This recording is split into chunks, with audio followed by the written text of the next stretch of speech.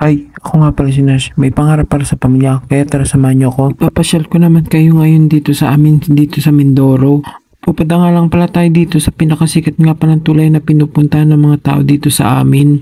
Tourist spot nga pala dito sa amin tong tulay na to. Doon nga lang pala yung matatagpuan sa Bungabong yung tulay ng Lisa. Daan pa nga lang pala dito sa amin ay napakaganda na. Walang traffic nga pala dito sa amin dahil nga pala konting ang masasakyan dito sa amin. At napaka-presko nga pala dito sa amin dito sa Mindoro. Ganda nga pala dito ang mga tanawin dito sa amin sa Mindoro. Hindi lang yun, marirelax talaga yung isip nyo at yung mga mata nyo. Napakasariwa nga pala mga hangin dito sa amin. So nga pala malapit na nga pala tayo mag 100,000 followers dito sa Facebook. Nang wala ka nga pala makikita sa sasakyan dito sa dinadaanan namin. Kaya sa mga taga Maynila dyan, panoodin nyo tong video na to at marirelax talaga kayo. Ito na nga pala yung tulay na pupuntahan namin. Wala nga pala masyadong tubig kasi tag-init nga pala yung panahon ngayon. Papakita ko nga pala sa inyo mga kaprobinsya yung view dito sa pinuntahan nga namin. Nga pala tulay na to tinatawag nilang Lisap Bridge. Ayaw nga pala mga kaprobinsya, pwede nga pala kayo dyan maligo. Linis nga pala yung tubig dito mga kaprobinsya sa pinupuntahan namin. Napakalino nga pala yung mga kaprobinsya kapag marami nga palang tubig. Nga pala mga kaprobinsya yung pinaka-view dito sa pinuntahan namin sa tulay ng Lisa. Makikita nyo nga pala dito yung mga bundok na nakapaligid dito sa ilog. At napakahaba nga pala mga kaprobinsya itong tulay na ito. Nga pala kayo mag-alala kasi wala masyadong dumadaan dito nga palang sasakyan.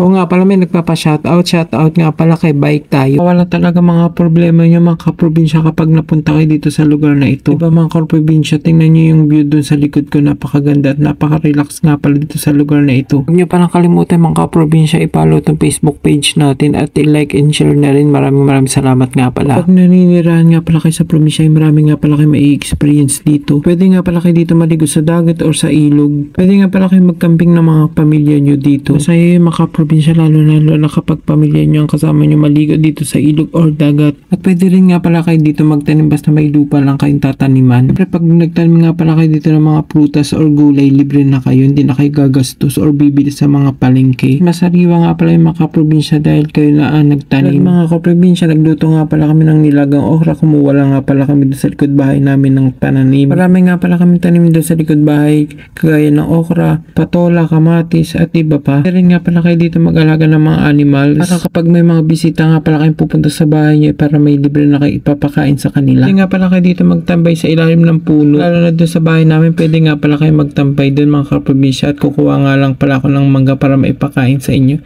Uy, char, nga pala kami tanim na mangga doon at mga buko. Pag gusto nga pala namin kumuha ng buko, ay kukuha lang kami at libre na nga pala, wala na kami binabayaran doon. Sariwa nga din nga pala ang hangin doon habang nagtatambay kayo sa ilalim ng puno. Hindi nga lang pala mangga ang pwede nyo kainin dito, ko pwede rin kayo umain kayo ng santol o kuyamito. Basta mga kaprobinsya, marami nga palang makukunan nyo dito mga prutas. Yun lang, sana nagustuhan nyo itong video na ito.